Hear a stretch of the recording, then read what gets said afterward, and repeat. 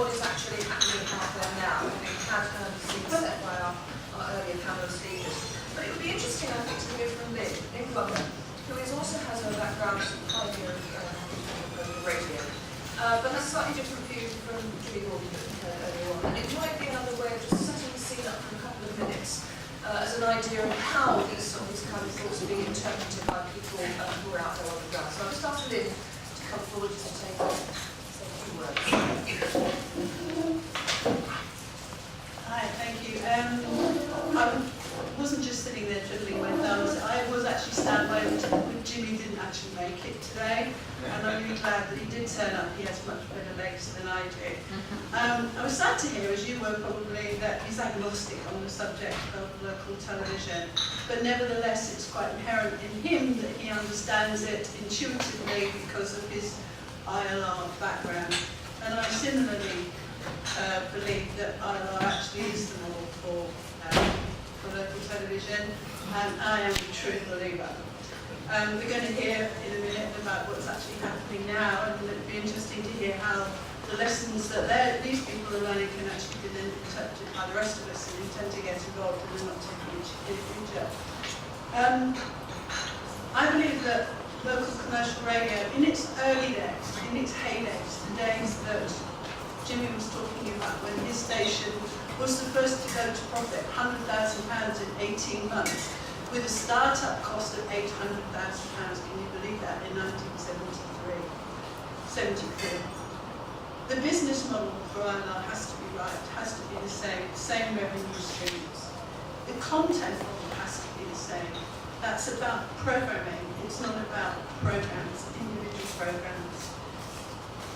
Its role in the community is also there as a more reactive, responsible, aware, and I would add interactive and participation. And the model for the relationship with the audience, and that's viewing patterns. I actually believe that the viewing patterns for local television will not mirror viewing patterns for network television. I believe that ILR or listening patterns to radio are actually going to be, certainly in the early days, where the audience for local television is going to be. And also brand loyalty, again, back to the radio college scenario, local radio scenario. You don't get brand loyalty for ITV or for Channel 4 to any great extent. Maybe 5 nowadays because it has a much clearer market. But brand loyalty is going to be really important to local television, and that's where your audience is going to come from. Talking to an audience, obviously, that's interested in news. I think there's certain discussions that need to take place about news. The word quality is often used. I'm a bit of a heathen when it comes to that. I believe that actually YouTube will teach us a lot about what people are prepared to watch. Some of the most successful peak time programs on television are actually using user-generated material. They're about real people in real life situations. Sorry, what else was I? I've had to quickly edit this, and I don't have a journalistic background. I've got 1 more minute. 1 more minute, okay. I think I'm just going to borrow from Tony Stoller now. Somebody joked earlier, oh, she's got Tony's book. It's a bit of a Bible, if you like, in terms of the past when it comes to ILR. And there's a huge number of lessons that can be learned for local television in that. But one of the things, the thought that I want to leave you with, is that, in his words, along with the IBA radio folk, the early stations carried the entire responsibility for the survival of independent radio in the UK. Supplant that with local television in the UK. They were all aware that they were participants in a shared adventure, and each knew to be very special. And I think we're on the brink of something very special. It's our responsibility to make it work and to assist in every respect each other, and also the regulators and the government bodies that are responsible. And I wish you all luck. Thank you, Lynn. Thank you. So I started to have a look at what is and what various projects are out there, and the beginnings of what they do. We've got Fred Marden. Fred, where are you? You were there. who is head of TV and radio at Sunderland University, which has their own community radio station, Spark FM, which you can now tell us about in precisely 5 minutes. Precisely 5 minutes. Steve, thank you so much for the invite. I'm a Londoner by birth, but I live nowadays in the northeast. When we try and entice students from the southeast to the northeast, I tell them 3 things. One, I tell them the beer is cheaper, which is true. I also tell them that the weather in the northeast is better, and actually it turns out that is in fact true, based on today. We just click that something should happen on the Death by PowerPoint front, although I promise not to be too slave to it. And also I've probably even forgotten pretty much what this PowerPoint does. But I've been kindly invited to tell you a little bit about how community radio, in the form of, there it is, Spark FM, our community radio station, might form some sort of a basis for local television. Quick summary: the University of Sunderland, a big media education and training provider, the 4th largest deliverer of journalism training in the UK by all numbers now. Our courses accredited by the NCTJ, in the case of broadcast journalism, the BJTC. And behind all of that, Spark FM, which launched on October the 26th, 2009. There's lots of pretty pictures of the kind of stuff that we do. So really, how can that, a radio station, input to local television? What sort of lessons have we learned in the year and a half and more that we've been on air? Well, one thing is we have a big asset there. We have a £10 million media building. We have got about 900 students in total. The radio station is on 24/7. Its output is live from 6:30 in the morning until quite often 1 o'clock the next morning. So we have a big technical asset and a big people, human resource asset as well. And a lot of the news gathering skills, and as you would imagine, news gathering is a vast part of what Spark does, a vast part of our training vehicle. A lot of those news gathering skills, it's already happening. They will translate across to a television project, and that's already happening as well. That's a quick summary on us, and I won't bother doing that old faux pas of reading the PowerPoint that you can see, but it gives you a little bit of a summary of what goes on at Spark FM and some of the things that we are trying to do. 15 to 24 is the target of Spark. Loads of people involved as volunteers. We're happy to say it seems to be working well. It appears to be working well, we're told, by the number of awards that we've garnished in a year and a half, which is about 5 awards, including the Radio Academy Award for the best radio station in the Northeast, brackets with a potential audience of 300,000 maximum close brackets, and also 2 awards for community engagement, and that's the kind of thing we do. Bright Sparks, for instance, 3rd on the list there, is an online community radio training tool that volunteers, and it's very much not a student radio station. It happens to have a license held by a university, but volunteers can actually learn online about how to contribute and interact in that way as well. So that gives you an idea of some of the things that are happening. But what lessons have we learned, and how can it input to local television, which really was Steve's agenda in inviting me to say a few words today?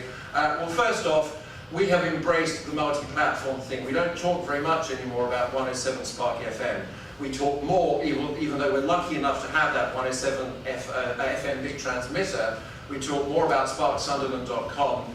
We talk more about 360 and gathering material that goes 3 ways. We've created a Spark production office where the students are in an open plan office and they're swapping material ideas, they're swapping programming ideas, and they're doing it 360 on TV, on radio, online. Another lesson we've learned really is if you go big behind it and you give it impetus, it develops an impetus of its own. So we've soft launched so far. In September we're hard launching Spark FM, Spark TV, Spark Magazine. We're opening 3 more radio studios, in fact 2 more radio studios, and a television news continuity suite. And that's no coincidence either, that what we're trying to do is pick up that huge amount of enthusiasm we have from students, hundreds of them involved and volunteers, and actually it's them driving us. I went into the building some months ago about 11:30 at night. I don't know why I was doing what I was doing there at 11:30 at night on a Sunday night, but there were 15 students busy, buzzing, doing programming. That's what we want. So actually what's happening is they are driving us, and I suppose one of the big lessons is actually if we drive them, actually it becomes a circle, a virtuous circle, where actually they're saying, Fred and my colleagues, bring it on more, please, and obviously we're happy to provide that energy. We're very demanding on them, a couple more lessons. If the transmitter goes down at 3:30 in the morning, if programming goes down at 3:30 in the morning, if the program controllers is the head of news phone that automatically rings at 3:30 in the morning, their students too, and says your radio station, could be your local TV station, has fallen over. So it's a real world scenario. And I think the last thing we're learning is we are very much the university that likes to say yes in terms of building relationships. So we have spoken with Channel 6, we're interested. We have spoken with local partners like the Sunderland Echo, our students and us get on with them great. Tyne-Tees Television, our students and us get on with them great. Our students make programming, which has occasionally gone out in the North East tonight. The BBC 2, UKRD 103.4 Sun FM, their station there, we're talking to them too. So actually we're collaborative, and we can see a real opportunity here to bring together different platforms and bring together different media operators to create a local TV brand. Now, how that happens, there's a lot of talk about top-down or bottom-up. It might be a marriage of the two. But in terms of the bottom-up, we will be delighted to provide that impetus in the North East. And I suppose really, what have we learned in a year and a half? The harder we go for this, the more of a self-fulfilling prophecy it becomes. So we didn't kind of pussyfoot into it when we launched on the 26th of October 2009. We said we're going to launch a big radio station here with a 1524 community agenda in Sunderland in the North East. And so far, it seems to be working. As I say, we're happy to talk to anyone, so if you want to talk to us about partnerships, please do. It's fred.marden@sunderland.ac.uk, I believe. Thank you.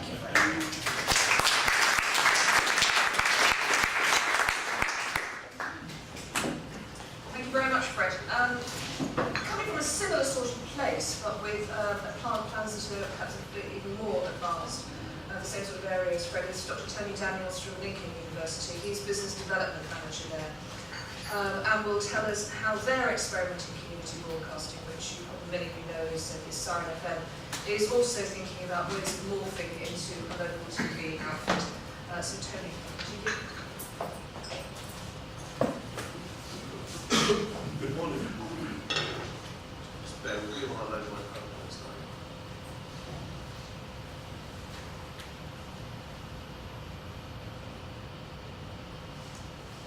Right, as has already been mentioned, my name is Tony Daniels and I'm Business Development Manager for the university. My job involves helping academics develop relationships with external companies, businesses, and also helping the faculty to develop large-scale projects. Now, hopefully, local television will be the next one. I'm going to talk about Siren FM, which is a community radio station run from the university that has been going now for a few years. As Fred mentioned, it does broadcast on FM, but actually, we believe most of the people that listen to Siren actually listen online. It's based at the university on the campus. In fact, the studios are in the same building that I am. Now, it's important to make the distinction here. This really isn't a student radio station. This is an independent station. Its location is very useful to us because it allows our students to volunteer.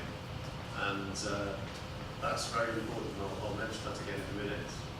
The station was originally targeted at listeners in the age range of 9 to 25, although with time that has changed and we produce programs for all sorts of ages. We have a full Ofcom licence, and also an important point here, there's been a lot of talk about independent radio, commercial independent radio. The terms of our Ofcom licence prohibit us from actually advertising, so we have no commercial income in that sense. But we do produce 60 hours of new material per week, much of which is live content and also pre-recorded. Originally set up by the University of Lincolnshire Cooperative, we have many volunteers within the students' body, but also from the local community. And I think that really is the key to our success, is the volunteers.